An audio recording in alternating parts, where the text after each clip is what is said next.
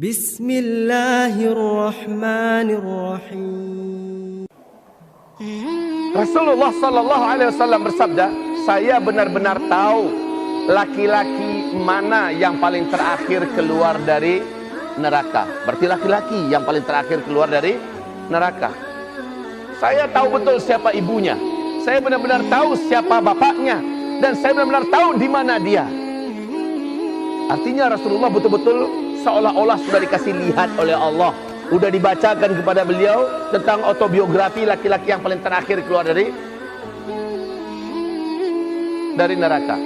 Setelah ia keluar, dia lihat-lihat, dari kejauhan tercium bau angin yang sangat indah, yang sangat lembut, yang sangat sejuk dan wangi. Dengan anginnya saja rasanya sudah lepas daripada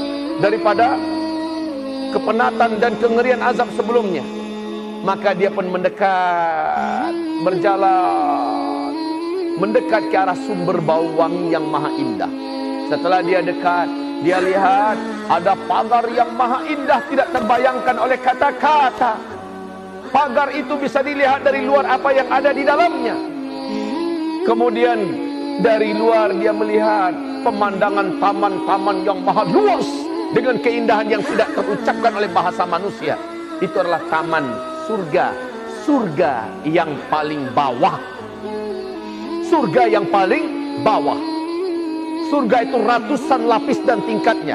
Satu tingkat surga dengan tingkat surga yang lain 500 tahun perjalanan, kata Rasul.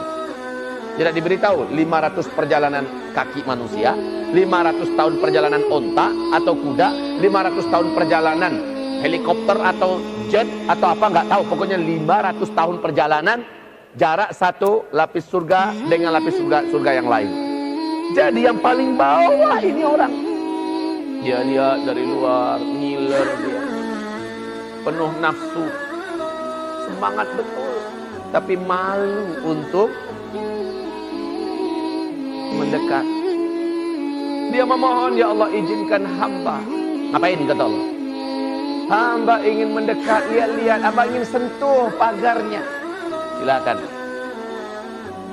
Maka dia merapat, dari luar dia bisa menyentuh rumput-rumput yang maha lembut.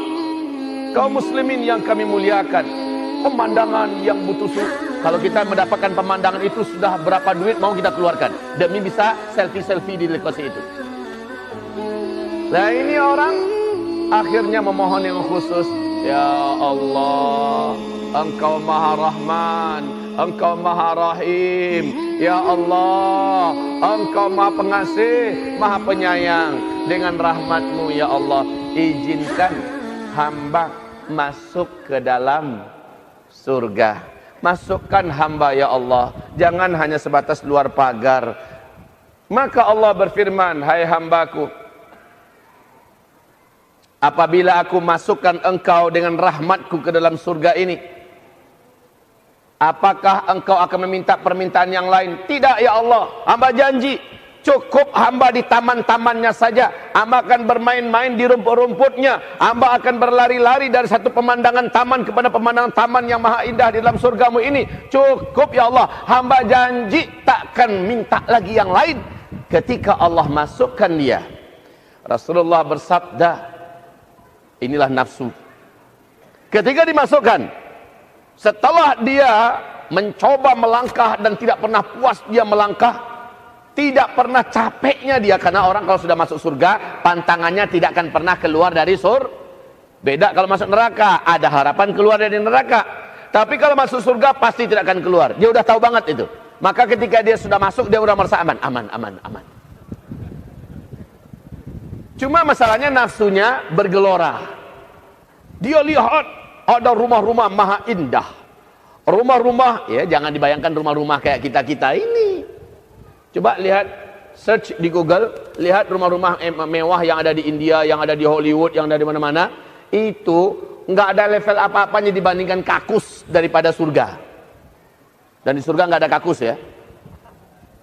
Kaum muslimin, Rasul bersabda, satu rumah nanti di dalam surga, satu rumah nanti di dalam surga, luasnya 70 mil kali 70 mil kalian di dunia ini.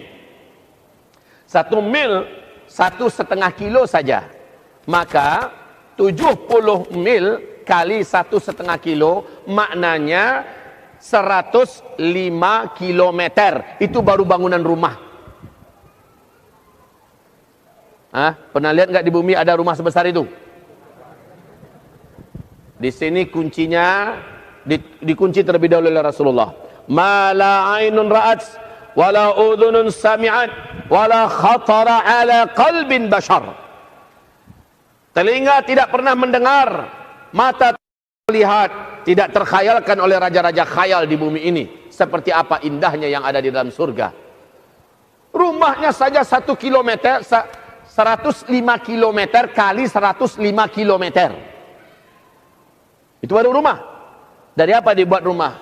Batakonya saja dari emas padat murni luar dalam padat.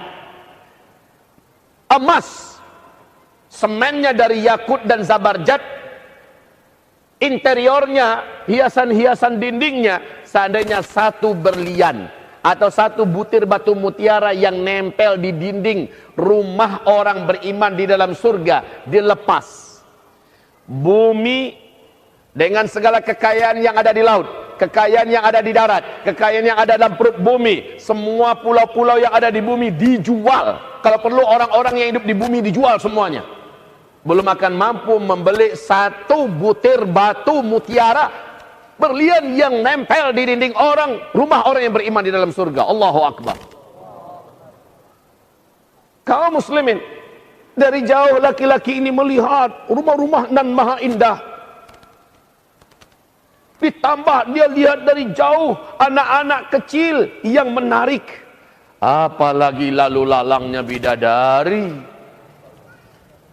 Dia memohon kepada Allah, ya Rabb, izinkan hamba sampai ke sana.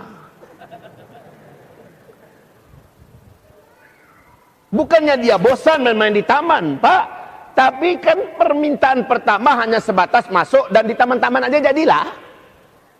Ternyata setelah dia melihat yang di dalam sana. Dan dia minta izinkan hamba main ke sana ya Allah. Biar hamba nggak punya apa-apa, nggak apa-apa. Yang penting hamba bisa ke sana. Allah berfirman, hai hambaku, tadi engkau telah janji.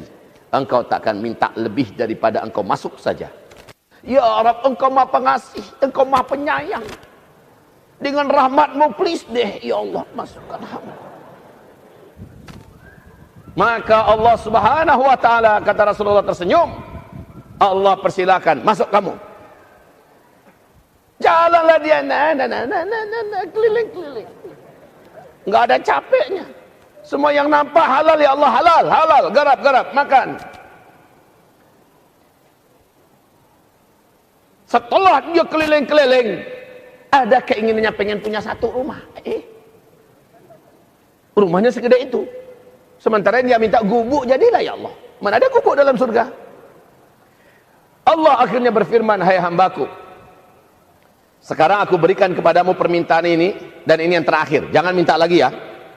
Baik ya Allah, aku berikan kepadamu kekayaan orang yang terkaya di dunia 3 kali lipat daripada kekayaan mereka untuk engkau di surga ini. Kekayaan orang yang terkaya, yang pernah kaya dan tidak terkalahkan kekayaannya di dunia sejak Adam diciptakan sampai hari kiamat. Nah, kekayaan dia 3 kali lipat untuk orang yang paling terakhir masuk surga ini. Siapa orang yang paling terkaya di dunia? Sepakat? Nabi Sulaiman alaihis. Ini orang terkaya, yang tidak ada bisa mengalahkan kekayaannya. Nah, 3 kali lipat kekayaan Nabi Sulaiman dikasih ke orang yang paling terakhir masuk surga. Keren gak tuh? Masya Allah. Ya Allah, benar nih Allah. Hai hambaku, kau terima sekarang. Oh, jungkir baliklah dia. Gembira yang tidak bisa diucapkan. Lalu Allah bertanya kepadanya, hai hambaku, bagaimana? Puas? Puas ya Allah. Hai hambaku, sekarang engkau tak perlu minta. Aku lipatkan 10 kali lipat dari apa yang kau terima sekarang, dan tidak ada lagi apapun tambahan buat engkau. Yang tadi aja udah nggak habis sama dia. dan nggak akan pernah habis. Sekarang dilipatkan 10 kali lipat. Kata Rasulullah dalam hadis ini, itulah orang terakhir yang akan keluar dari neraka dan paling terakhir masuk surga. Surganya surga paling bawah. Surga paling bawah. Saudara, bagaimana dengan surga di atasnya? Bagaimana dengan surga di atasnya lagi? Di atasnya lagi. Dan surga paling tertinggi adalah surga di mana Rasul, para nabi-nabi, para sahabat-sahabat, para syuhada, para solehin, orang-orang istimewa, para pejuang-pejuang, dan orang-orang yang terakhir di akhir zaman yang akan berperang di belakang Nabi Isa di Syam, dan orang-orang akhir zaman yang berperang nanti di sebelah timur Indonesia melawan kaum musyrikin dan munafikin. Syahid mereka di medan perang, mereka akan ada di surga paling atas, surga Firdaus. كانوا قليلا